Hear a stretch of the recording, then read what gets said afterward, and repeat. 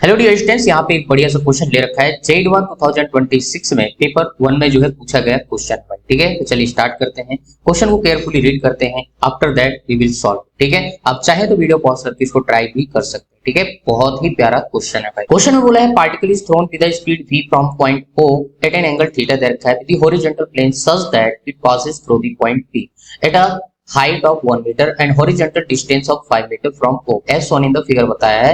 if acceleration due to gravity g आपको दे रखा है, then correct statement बताना है कि कौन सा सही होगा, क्योंकि ये MSQ टाइप के क्वेश्चन है, एक से ज्यादा ऑप्शन भी यहाँ पे करेक्ट हो सकते हैं। ठीक है, तो चलिए जो है सारे ऑप्शन बारी बारी से अपन चेक करें। ओके, सो यहाँ पे अगर P पॉइंट के यहाँ पे थोड़ा सा ध्यान दीजिए, अगर कोऑर्डिनेट लिखे तो हमारे पास कितने हो जाएंगे। देखिए x एक्सिस में आपका 5 है, y में आपका 1 है। ठीक है, तो इसके कोऑर्डिनेट हो जाएंगे 5,1। क्लियर है। तो सबसे पहला यहाँ पे ऑप्शन जो दे रखा है if theta equal to 45 degree then v की वैल्यू आपके पास ये होगी, ऐसा यहाँ पे बोला जा रहा है। ठीक है, तो चलिए भाई इसको अपन चेक कर। ठीक है, तो चलिए भाई सोल्यूशन देखते हैं। तो यहाँ पे बेसिकली हमने आपको कोऑर्डिनेट बताया है, p पॉइंट के जो कोऑर्डिनेट है दैट इज आपके पास 5,1। ठीक है, x की वैल्यू 5 है, y की वैल्यू आपके पास 1 है। ठीक है, और थीटा अगर यहाँ पे स्टार्टिंग में फर्स्ट ऑप्शन चेक कर रहे हैं, थीटा इक्वल टू दे रखा है 45 डिग्री, इसके करस्पॉन्डिंग अपने को यहाँ पे v निकालना है। ठीक है, तो हम यहाँ पे यूज करेंगे इक्वेशन ऑफ ट्रेजेक्टरी। तो y इक्वल टू हमारे पास क्या होता है, y equal to x tan theta minus g x square divide by आपका 2u square cos square theta. Clear है। ठीक है, u की जगह आप यहाँ पे v वगैरह सब्स्टिट्यूट कर सकते हैं, कोई दिक्कत नहीं है। ठीक है, y की वैल्यू आपको यहाँ पे 1 लिख देना है क्योंकि कोऑर्डिनेट दे रखा है, x की वैल्यू 5 है और थीटा आपके यहाँ पे 45 है, तो 10 45 1 हो जाएगा माइनस जी मल्टीप्लाई आपके पास यहाँ पे 5। क्लियर है, x का कोऑर्डिनेट 5। ठीक है, तो यहाँ पे 5 का स्क्वायर हो जाएगा, राइट। और नीचे हो जाएगा 2v स्क्वायर मल्टीप्लाई आपके पास यहाँ पे cos 45 बोले तो 1/√2, तो स्क्वायर करेंगे तो 1/2 हो जाएगा, तो 2 get cancel out, right.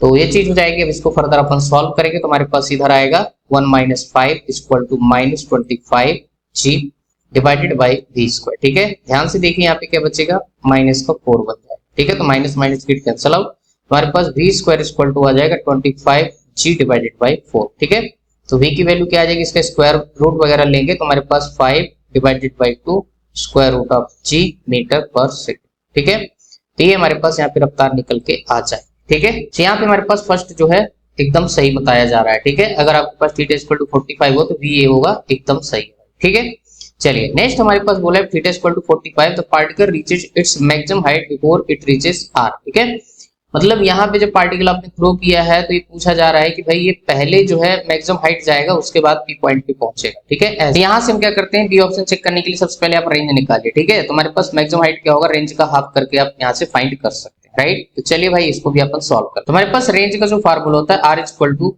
u square sine 2 theta divided by आपके पास g। ठीक है, u बोले तो आपके पास यहाँ पे v स्क्वायर लिखेंगे और हमारे पास साइन 2 थीटा बोले तो थीटा की वैल्यू 45 और डिवाइडेड बाय आपके पास यहाँ पे g। ठीक है, तो r इक्वल टू कितना आ जाएगा, ध्यान से देखिए v स्क्वायर और आपके पास 1 डिवाइडेड बाय g। यहाँ पे v स्क्वायर की वैल्यू आप सब्स्टिट्यूट कर दीजिए डायरेक्ट v की। ठीक है, v हमने अभी भी निकाला था, कितना आया था आपके पास 5√g डिवाइडेड बाय आपका 2 मीटर पर सेकंड। ठीक है, ये वैल्यू इसके स्क्वायर करेंगे तो कितना आएगा 25 × g divided bye 4g। Clear है, तो ये चीज हो जाएगा भाई, हमने डायरेक्ट v स्क्वायर पुट कर दिया तो g ने g को मार दिया तो हमारे पास कितना आएगा, ध्यान से देखिए आपके पास 6 पॉइंट आपके पास 25 समथिंग यहाँ पे आ जाएगा। ठीक है, मीटर, तो आपके पास रेंज आ जाएगी दैट इज 6.25 मीटर। क्लियर है। अच्छा, अब हमारे पास जो मैक्सिमम हाइट होगा दैट इज r/2 हमने बोला है, जब इसका हाफ करेंगे तो हमारे पास कितना आएगा 3 पॉइंट आपके पास समथिंग जो भी है ना, आपके पास 1 और आपके पास 2 समथिंग जो है आ जाए। ठीक है, तो हमारे पास हाइट जो आई है मैक्सिमम हाइट 3.12 मीटर। ठीक है, तो ये आई है। अब पार्टिकल P पे पहुंचने के लिए एटलीस्ट डिस्टेंस कितना होना चाहिए, वहां पे दे रखा है कोऑर्डिनेट 5, ये तो 5 से कम आ रहा है ना। ठीक है, जो आपका h है that is less than x equal to कितना 5 मीटर।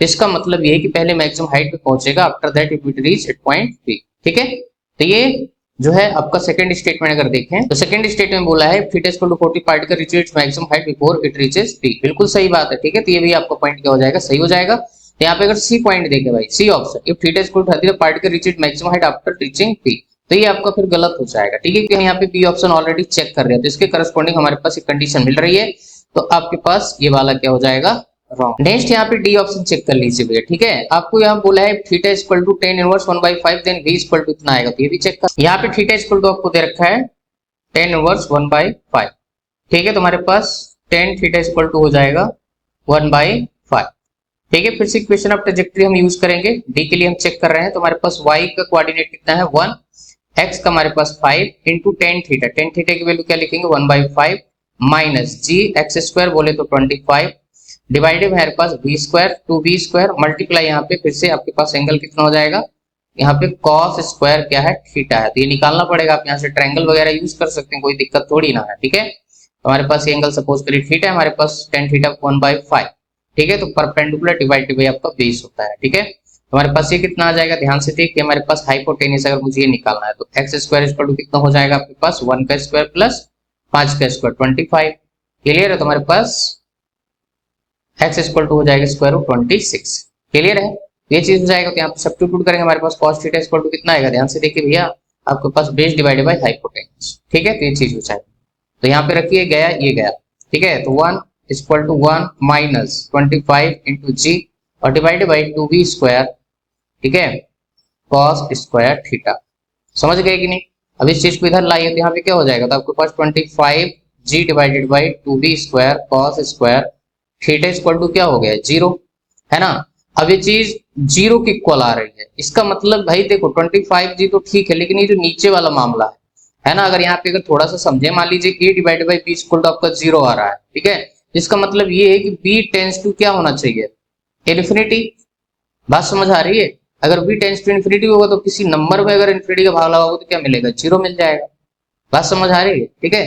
तो इस हिसाब से भी आप सोच सकते हैं, यहाँ से हम एनालिसिस कर सकते हैं कि आपके पास अगर मान लीजिए b टेंस टू इन्फिनिटी हो जाए, ठीक है, तो हमारे पास क्या हो जाएगा, समथिंग जो नंबर है डिवाइडेड बाय इन्फिनिटी, आपके पास वैल्यू क्या मिल जाएगी 0 होगी, ठीक है।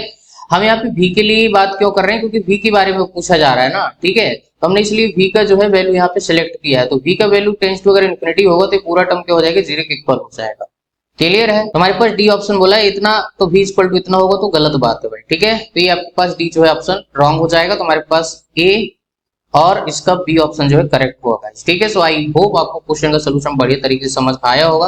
प्यारा सा क्वेश्चन था प्रोजेक्टाइल मोशन का भाई, ठीक है। चलिए फिर मिलते हैं आपको नेक्स्ट वीडियो, तब तक के लिए thank you, good luck to all. Video अच्छा लगे तो लाइक कर देना, चैनल को सब्सक्राइब जरूर कर देना ताकि सारे वीडियो आप तक पहुंच सके और प्रिपरेशन हमारे वीडियो हेल्प कर सके। Okay, thank you for watching this video.